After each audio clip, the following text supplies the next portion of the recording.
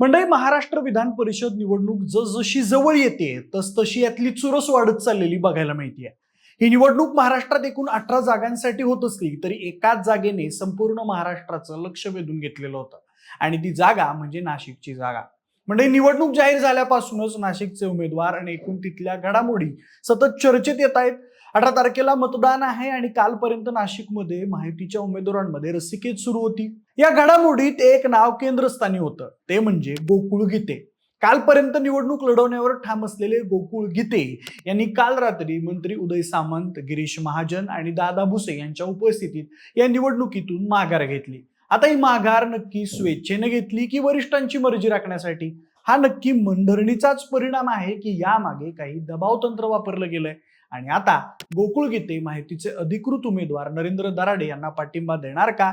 या सगळ्या प्रश्नांचा आढावा घेणार आहोत आजच्या या व्हिडिओच्या माध्यमातून. नमस्कार, मी प्रथमेश आणि तुम्हाला तर माहिती आपला विषयच भारी. मंडळी, काल नाशिकच्या विधान परिषद निवडणुकीत अखेरच्या टप्प्यात शेवटचा ट्विस्ट आला. अनेक दिवसांपासून सुरू असलेल्या राजकीय नाट्याला आता पूर्णपणे पूर्णविराम मिळाला. नाशिक विधान परिषद निवडणुकीत माहितीचे अधिकृत उमेदवार नरेंद्र दराडे आहेत, पण त्यांच्या विजयाच्या मार्गात सगळ्यात जास्त मोठा अडथळा गीते बंधू बनले होते. खरं तर मंडळी, गणेश गीते आणि गोकुळ गीते या दोघांनी उमेदवारी अर्ज भरल्याने सुरुवातीपासूनच राजकीय समीकरणं बिघडलेली होती.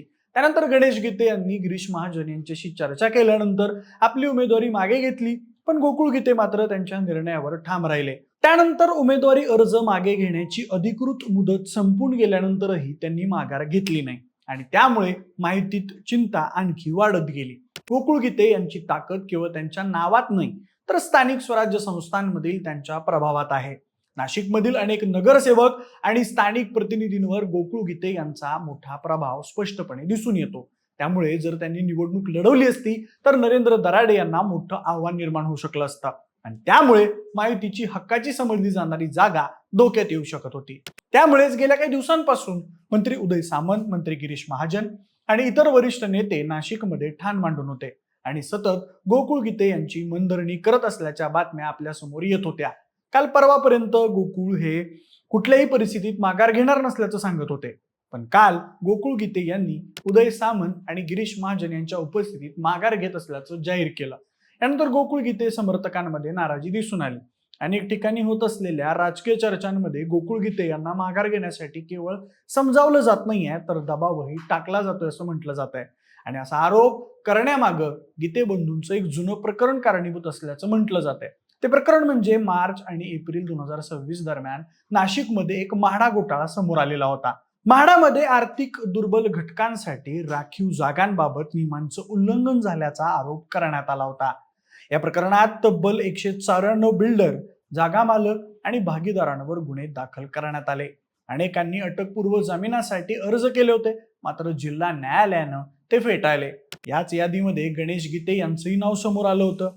त्यानंतर गणेश गीते यांनी उच्च न्यायालयात धाव घेतली आणि त्यांना अटकपूर्व जामीन मंजूर झाला. त्यामुळे त्यांना मोठा दिलासा मिळाला.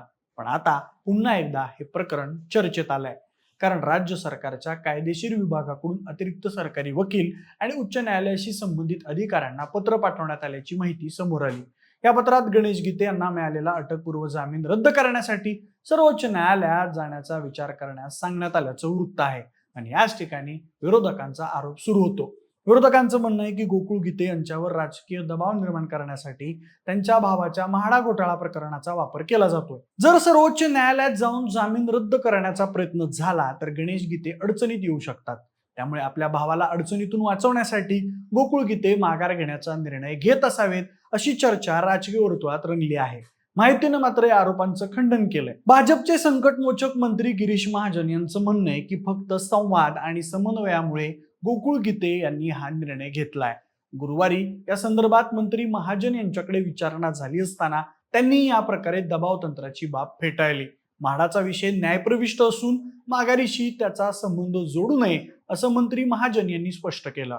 म्हाडा प्रकरणात केवळ गीते नाही तर अनेकांची नावे आहेत. तो विषय इतका मोठा नाही, नोटीसीला घाबरून माघार घेणारे गीते नाहीत असं त्यांनी सूचित केलं. मुख्यमंत्री देवेंद्र फडणवीस, उपमुख्यमंत्री एकनाथ शिंदे यांच्याशी चर्चा झाल्यानंतर गीते यांनी माघार घेतली असा दावा महाजन यांनी केला. पण विरोधक मात्र वेगळीच कथा सांगताना दिसून येत आहेत. त्यांचा आरोप आहे की राज्यात सध्याचं साम दाम दंडभेद या तत्वावर राजकारण चाललंय. जिथं बोलून प्रश्न सुटतो तिथं बोलून, आणि जिथं राजकीय सौदेबाजीने प्रश्न सुटतो तिथं तसा मार्ग वापरून, आणि जिथं तेही शक्य होत नाही तिथं थेट ईडी चौकशी, गुन्हे किंवा इतर कायदेशीर दबावाचा वापर करून विरोधकांना नमवलं जात आहे. म्हणजे नाशिकच्या या निवडणुकीनं केवळ एका जागेचा प्रश्न निर्माण केलेला नाहीये. हा प्रश्न आता महाराष्ट्रातील राजकारणाच्या पद्धतीवर येऊन ठेपलाय. गोकुळ गीते माघार घेत असतील तर ती त्यांच्या स्वतःच्या राजकीय निर्णयामुळे आहे की त्यामागे काही दबाव आहे, हा प्रश्न अनेकांना पडलाय. दुसरीकडे महायुतीसाठी ही निवडणूक प्रतिष्ठेची बनली आहे, कारण अधिकृत उमेदवाराचा विजय निश्चित करणं त्यांच्यासाठी अत्यंत महत्वाचं आहे. आता सर्वांचं लक्ष गोकुळ गीते यांच्या संभाव्य पत्रकार परिषदेकडे लागलंय. जर त्यांनी माघारीची घोषणा केली तर नाशिक विधान परिषद निवडणुकीतील सर्वात मोठा सस्पेन्स संपेल, पण त्याच वेळी दबाव तंत्राच्या आरोपांनाही नवं बळ मिळेल. आणि जर त्यांनी माघार घेतली नाही तर महायुतीसमोर आणखी मोठं राजकीय आव्हान उभं राहू शकतं. म्हणूनच हा विषय फक्त नाशिक पुरता मर्यादित राहिलेला नाहीये. म्हणूनच संपूर्ण महाराष्ट्रात या प्रकरणाची चर्चा सुरू आहे. म्हणजे तुम्हाला काय वाटतंय, गोकुळ गीते यांच्या निर्णयामागे नेमकं काय कारण असेल? मनधरणी यशस्वी झाली असेल की दबाव तंत्राचा वापर झाला असेल? आणि अशाच प्रकारे जास्त पाठबळ असलेल्या नेत्याला माघार घ्यावी लागणं कितपत योग्य आहे ते आम्हाला कमेंट करून नक्की सांगा. सोबतच आपल्या विशेष भारीच्या YouTube चॅनलला सबस्क्राईब करायला अजिबात विसरू नका. धन्यवाद.